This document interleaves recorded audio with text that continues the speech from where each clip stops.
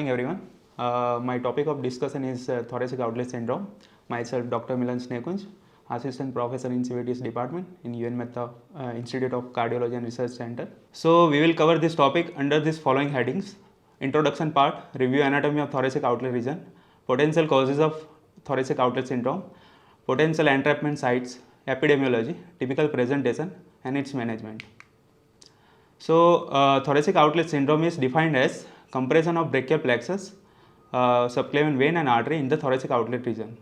It is common but a controversial diagnosis. Many conditions including angina, spinal tumors, multiple sclerosis, cervical disc pathology, carpal tunnel syndrome, tendinitis present with the similar complaints to the thoracic outlet syndrome. From history perspective, in 1821, Sir Ashley Cooper first described the symptoms of neurovascular compression in the thoracic outlet region. Then Galen and Cooper first described the cervical rib. In 1956, first Pitt and later on in 1958, Robb and Standover introduced the term thoracic outlet compression syndrome to define all the cervical brachial pain and numbness syndrome of the upper limb. The diagnosis of thoracic outlet syndrome includes many syndromes. These syndromes are often named for the cause and location of symptoms. Some of these syndromes include costoclavicular syndrome, cervical rib syndrome, first thoracic rib syndrome, hyperabduction syndrome, brachial plexus syndrome, fracture clavicle syndrome, and humeral head syndrome.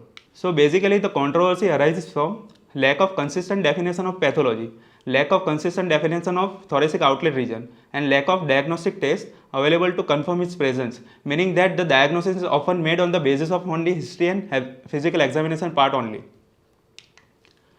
So now we will move on to anatomy part of thoracic outlet region. So basically thoracic outlet syndrome is a misnomer. It is truly an inlet of thoracic cavity. The narrow upper end of thorax, which is continuous with the neck, is called inlet of thorax. The true thoracic outlet is bounded by T12 vertebral body, 12th ribs and xiphisternal joint. So what are the boundaries of inlet of thorax? Anteriorly it is bounded by upper border of manubrium sterni. Posteriorly it is bounded by superior surface of body of first thoracic vertebra. On each side it is bounded by first rib and cartilage. The plane of the inlet is directed downwards and forward with the obliquity of about 45 degree. The anterior part of the inlet lies 1.5 inches below the posterior part. The transverse diameter is approximately 4 to 5 inches and anterior posterior diameter is approximately 2 inches. So what is the diaphragm of inlet of thorax? The diaphragm is divided into two halves, right and left, with a cleft in between. Each half is known as Simpson's fascia, which partly separate neck and thorax. This membrane is triangular in shape and provides rigidity to the thoracic inlet. So as far as anatomy of thoracic outlet region is concerned, three muscle plays an important part in the pathophysiology and treatment of thoracic outlet syndrome. First is scalenus anterior muscle, second is scalenus medius muscle, and third is pectoralis minor muscle. Also brachial plexus anatomy is equally important. So scalenus anterior muscle originates from the transverse process of C3 to C6 and inserts to the scalene tubercle of the first rib. Scalenus medius muscle originates from the transverse process of C2 to C7 and inserts at the cranial surface of first rib between the scalene tubercle and subclavian groove. So this is the anatomy of first rib of the left side. So we can see a scalenus tubercle where the scalenus anterior muscle inserts. We can see the insertion of scalenus medius muscle. We can see the groove for the subclavian artery and subclavian vein. So pectoralis muscle originates from the third, fourth and fifth rib near the costochondral junction and it inserts at the coracoid process of scapula. Coming to brachial plexus is the network of nerves starting in the upper spine and supplying motor and sensory to the upper extremities. The roots are formed with the ventral lemma, by the ventral lemma of C5 to T1. So here is a course of brachial plexus starting from roots, trunks, division, cords and branches. So there are three cords, lateral, medial and posterior cord, and here is the root value of each nerve. So now coming to the entrapment sites, there are three main entrapment sites where the structures of the neurovascular bundle can be compressed. So cervicoaxillary canal is divided into costoclavicular space and axilla by the scalenus medius muscle. Costoclavicular space is divided into scalene triangle. Costoclavicular space is bounded medially by the costoclavicular ligament, laterally by the scalenus medius muscle, superiorly by the clavicle, and inferiorly by the first rib. It contains all three structures, subclavian artery, vein, and nerves. Scalene triangle is bounded medially by the scalenus anterior muscle, laterally by the scalenus medius muscle, and inferiorly by the first rib. It contains subclavian artery and brachial plexus. And also there is a pectoralis minor space which is bounded anteriorly by the pectoralis minor muscle and posteriorly by the chest wall. And it also contains all three neurovascular bundle. It is also called subcoracoid space. So here is a boundary of interscalene triangle, costoclavicular space, and pectoralis minor space, which is also known as subcoracoid space. So what are the causes of thoracic outlet syndrome? Majority of thoracic outlet syndrome cases result from trauma. Second most common cause has been identified as a mechanical factor. Inflammation to the fibrous band and scar tissue may also lead to compression of neurovascular bundle.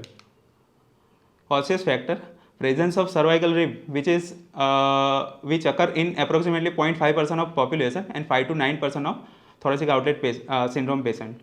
Depressed or fracture clavicle causing decrease in the space between clavicle and first rib.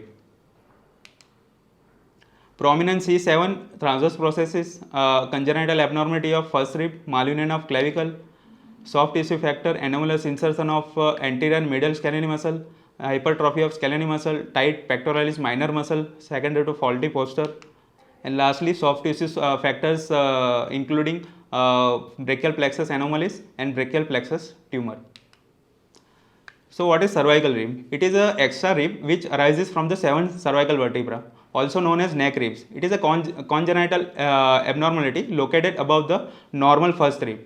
Cervical rib is present in less than 1% of population, bilateral in 50%, and common on right side. It is usually asymptomatic.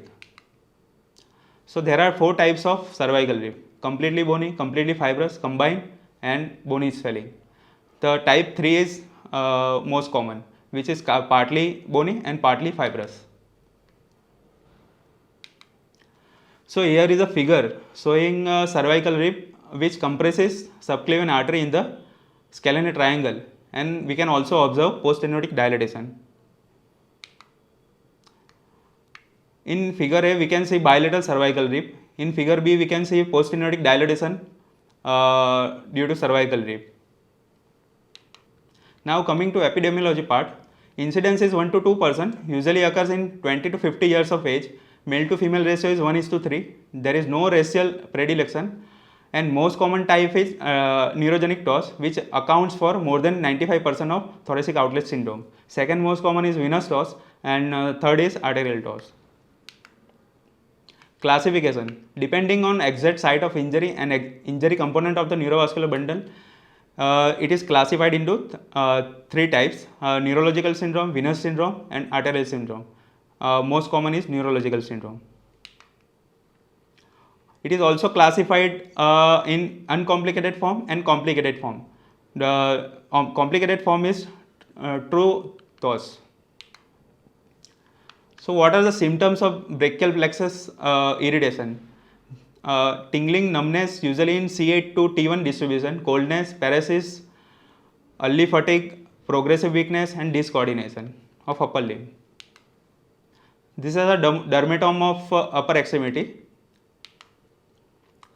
What are the symptoms of arterial involvement? Pallor, coldness, fatigue, muscle cramps, pain secondary to ischemia, diminished pulse, gangrene, Raynaud's phenomena. Symptoms of venous involvement: swelling, heaviness, fatigue, cyanosis, Paget-Creutzfeldt syndrome, which is effort axillary subclavian vein thrombosis. Now coming to diagnosis part, the most accurate diagnosis of thoracic outlet syndrome must rely on the careful history and thorough physical examination, which was said by David Roos. There are various clinical tests which are helping to make a diagnosis of thoracic outlet syndrome. First is Edson test. Patient is requested to take a deep breath and rotate and extend their head as far as possible towards the affected side. The examiner fingers should be placed on the radial pulse. This test will reproduce symptoms and obliterate ipsilateral radial pulse because it decreases space between scalenus anterior muscle and medius muscle. It is known as scalene test. One can also listen for the bruit underneath the clavicle to document compression. Halstead costoclavicular test. Patient is requested to sit straight in the exaggerated military position and radial pulse is assessed. The positive test is called when there is change in the radial pulse or there is pain or paresthesia. Hyperabduction test. Patient externally rotates the shoulder and arm is hyperabducted to 180 degree, which diminishes the radial pulse. It evaluates the compression of neurovascular bundle between the coracoid process and pectoralis minor muscle. Roos test. Patient is requested to hold the both arms in the surrendering position, and positive test is called when there is pain or paresthesia or discontinuation of the test with a drooping of the arms for relief of pains. Modified Roos test is called when symptoms precipitated by opening and closing fist continuously. So these are the differential diagnosis of thoracic outlet syndrome, which includes cervical spine pathology, tumors, peripheral nerve pathology, vascular phenomena, and other diseases like angina and esophageal spasm. Plethysmography as an aid for diagnosis. Pneumoplethysmograph is an instrument which evaluates small amounts of air pressure changes. The arterial waveform that this machine records is commonly called as pulse volume recording. Now coming to investigation part, chest X-ray, cervical spine X-ray, Doppler study, MRI, CT scan to rule out any space occupying lesion, decompression, narrowing of intervertebral foramen, vascular imaging, angiogram, venogram to rule out aneurysm, thrombosis, nerve conduction study, electromyography to localize the area of compression, X-ray cervical spine for cervical ribs, elongated C7 transverse process, degenerative spine disease, bone destruction. Duplex ultrasound, it is highly sensitive and specific test for venous stenosis or occlusion. It may demonstrate increased flow velocity in the stenotic area in arterial trough. Arteriography and venography. Conventional arteriography and venography may demonstrate the presence of external compression, but it do not allow the clear depiction of impinging anatomic structure, and it is replaced by less invasive procedure like CT and MR. CT angio, MR angio, traditional angiography can be utilized to identify more clearly occlusion, aneurysm, thrombosis, distal embolization, and to plan surgical reconstruction. So here is a MR angiogram showing subclavian artery stenosis in young lady. Here is the MRI showing anteroscalene muscle asymmetry in scalenus anticus syndrome. Now conduction study. The conduction velocity is determined with the Krusen-Caldwell technique. The ulnar nerve is stimulated at the 4 points with a spatial stimulation unit which imparts electrical stimulus of 350 volt, and the duration of stimulus is 0.2 millisecond.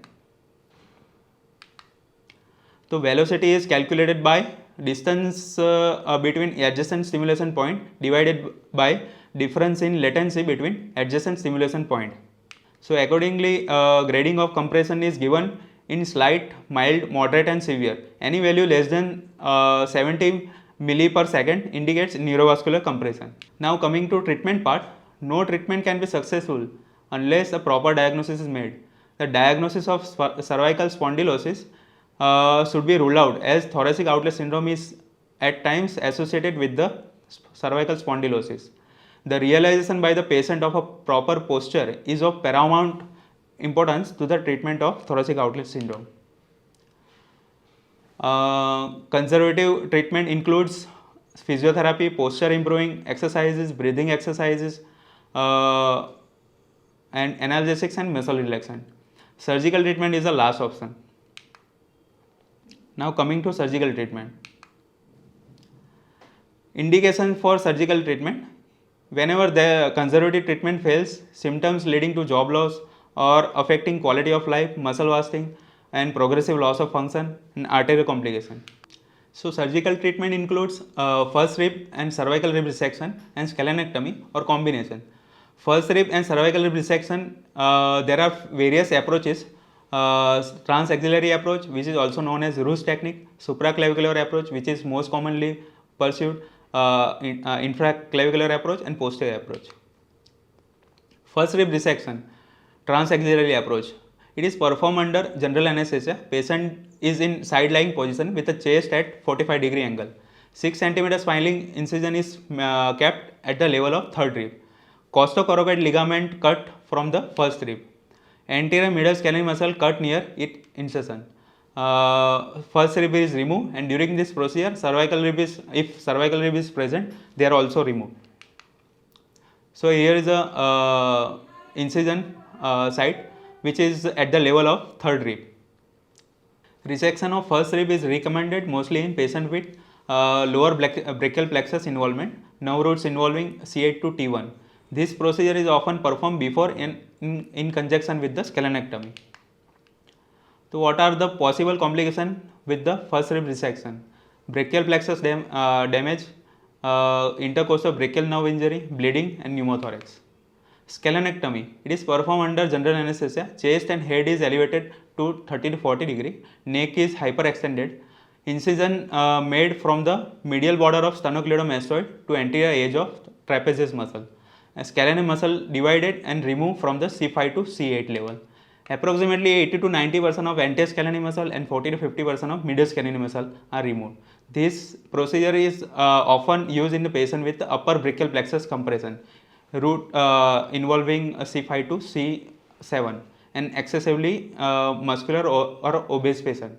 Scalonectomy is often performed after or in combination with the first rib resection. So what are the possible complications of scalonectomy? Neck hematoma, long-lasting dyspnea due to phrenic nerve irritation, additional complication of first rib resection if combined with scalonectomy. What is the treatment of arterial DOS? Surgery must be performed on the emergency or semi-emergency basis. Thoracic outlet decompression, proximal arterial reconstruction, and management of distal embolic phenomena.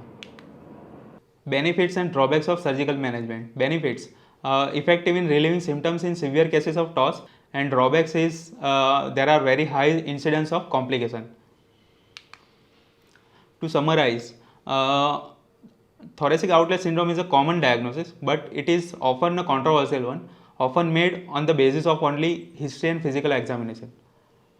The syndrome occurs when neurovascular bundle is compressed. This entrapment usually occurs at the interscalene triangle, costoclavicular passage, and pectoral minor space.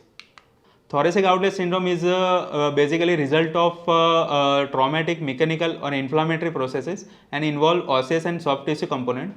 Conservative treatment is generally attempted first, and it consists of mainly physiotherapy, postural exercises, breathing exercises. Surgical treatment generally consists of first rib, cervical rib resection, and scalonectomy. Thank you.